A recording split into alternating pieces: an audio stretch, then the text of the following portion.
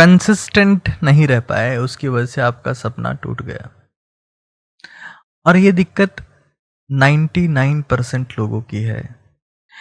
तुम क्या करते हो, तुम्हें लगता है ना कि तुम्हें इसका एडवर्टाइजमेंट देखा, उसका वीडियो देखा, और ये देखा कि क्लेम ठोक रहे हैं लोग कि हम बेस्ट है, हम बेस्ट कोचिंग है, हम टॉप कोचिंग है, और तुम्हें लगता है कि तुम अगर बेस्ट या टॉप के कांटेक्ट में आ गए तो तुम्हारा सिलेक्शन हो गया।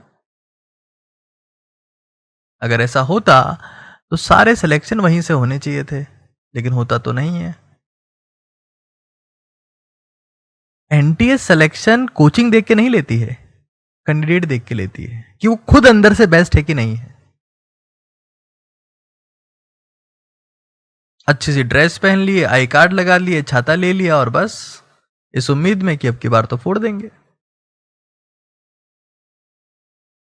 Be consistent. और ये बोलना आसान है, लेकिन तुम डिफरेंट डिफरेंट एडिक्शंस की चपेट में आओगे। कोई पॉर्न एडिक्शन में आएगा, कोई मैस्टरबेशन में आएगा, कोई इंस्टाग्राम रील्स में आएगा, कोई रिलेशनशिप में आएगा, और ना जाने किस किस एडिक्शन में तुम अपना समय और तुम्हारी जवानी को बर्बाद करोगे।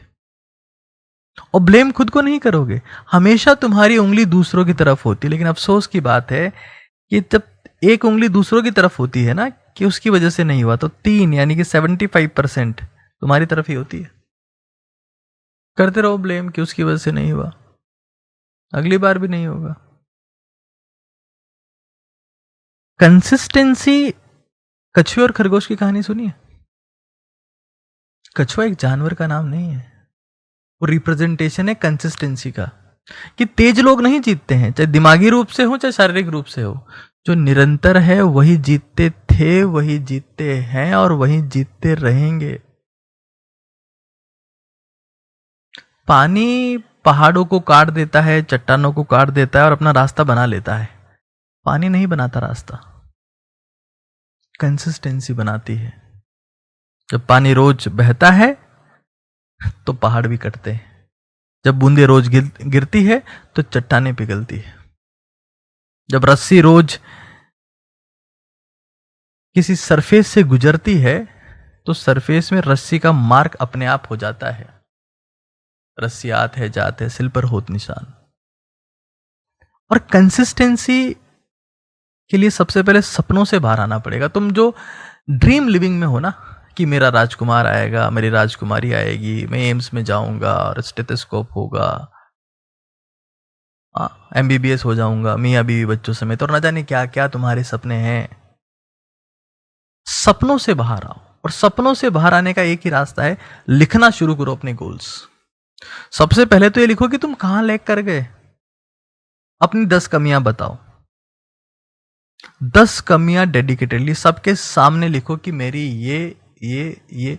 जब तक कोई चीज लिखी हुई नहीं है ना, उसको ईश्वर नहीं पढ़ सकता, ब्रह्मांड नहीं पढ़ सकता, और जब तक ब्रह्मांड उसको नहीं पढ़ सकता ना, वो आपको चीज दे नहीं सकता। ब्रह्मांड में सब कुछ है। This is known as law of attraction, it must be written. और मैं तो कहता हूं हर दिन लिखो। वो DWR पढ़िए प्लीज एक बार, देना। ये this is what I did. आज मैंने क्या किया, मैं कल क्या करूंगा, मेरा अचीवमेंट क्या है, मेरा रिग्रेट क्या है। हर दिन जब तुम गोल्स के साथ में जियोगे ना, तो तुम्हारा सपना, फिर सपना पूरा नहीं होता, फिर बहुत सारे सपने पूरे होते हैं, और तुम इस लेवल पर पहुंच जाते हो कि तुम कई लोगों का सपना पूरा कर सकते हो। इसको ब्रह्मा मानो, ये ब्रह्मा है। नहीं खरीद सकते तो खुद लिख लो 4 column, did well, achieved, regret, कोई दिक्कत नहीं। और विष्णु मानो पसीने को।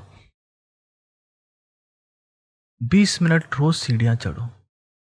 नेगेटिविटी, टॉक्सिसिटी, एंजाइटी, स्ट्रेस सब बह जाएगा उसमें, फिट रहोगे। बीमारी एक बहुत बड़ा रीजन होती है इनकंसिस्टेंट होने का। बहुत सारे लोग हर साल बीमारी की वजह से तैयारी छोड़ते हैं।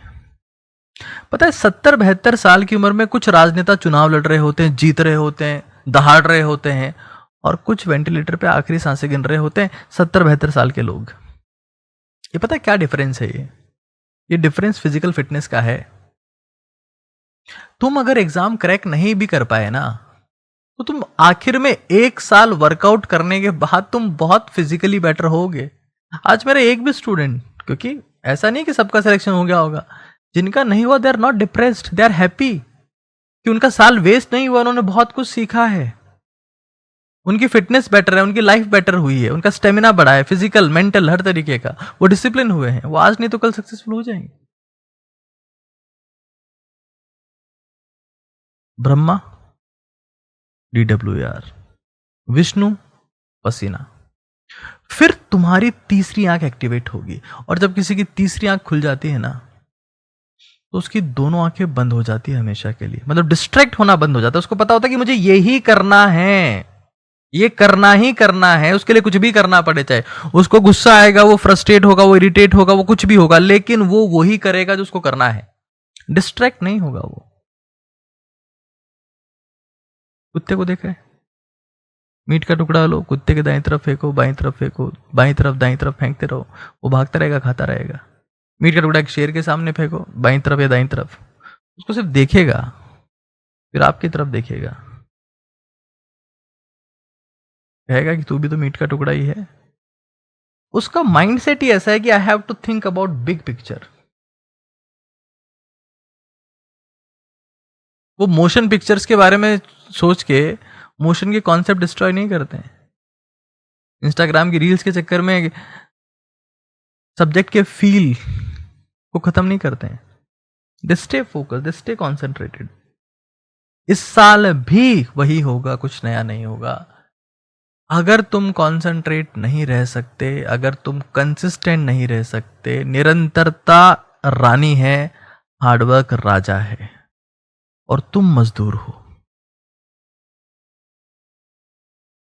अगर तुम लगातार मजदूरी नहीं कर सकते, तुम हर दिन ये सोचते हो कि मैं आज ये कर लूं, मैं आज वो कर लूं, रट लो।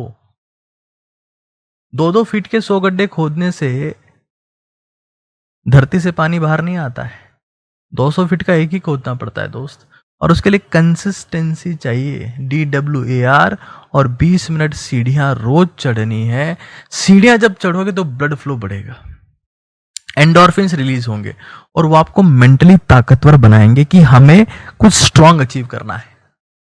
लिखोगे तो मेंटली ताकतवर बनोगे, ब्रह्मांड के पास, यूनिवर्स के पास वो कंटेंट जाएगा कि इसे ये चाहिए, वो आपके पास भेजेगा। अगर तुम्हारा ब्लड फ्लो यहां पर है, तो तुम छोटे गोल्स की तरफ जा ही नहीं सकते, तुम हमेशा बड़ा सोचने लगोगे कि मुझे कुछ टफ करना है। टफ करने के पहले खुद को टफ होना पड़ता है दोस्त। इतनी सी बात हो गई और तुम खुद पिघल गए, हो गए खत्म। अपनी कमियों को लिखो, जो भी तुम्हारी है, DWAR लिखो, 20 मिनट सीढ़ियां चढ़ो, पसीना बहाओ, और ये काम 300 दिन करो, तुम बेस्ट बनो। ब्रह्मा विष्णु को फॉलो करो, महेश तुम खुद बनोगे।